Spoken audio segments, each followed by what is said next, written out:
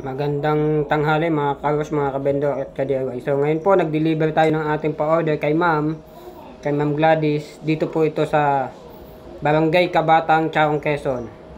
So yan po ang pwesto niya. Tabing kalsada po yan. So 3-in-1 po yung kanyang in-order na yan. So bali may existing na foaming machine siya, inilagay ko na lang dyan. Tapos nilagyan ko ng air, tsaka bago din yung water niya. Ayan po. Shout out din po kay Sir Derek Dolor, ang asawa ni Ma'am Gladys, yun po. So ayan po, nandito na sir yung order. So fully setup na po. Hindi na po kami nag-testing kasi yan naman po ay na-testing na sa harapan ni Ma'am.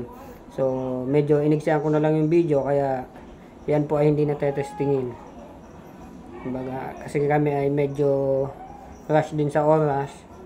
Kasi birthday ng aking helper, birthday ng kanyang anak, so medyo nagmamadali siya, kaya yung video namin is medyo minadali na lang din. Pero na-testing na po yan sa harapan ni Ma'am. So sinet up namin siya ng mga 1.5 oras. So yun lamang po, salamat mga kabendo, mga ka-wash at mga ka-DIY. Please like and subscribe and click the bell. Thank you.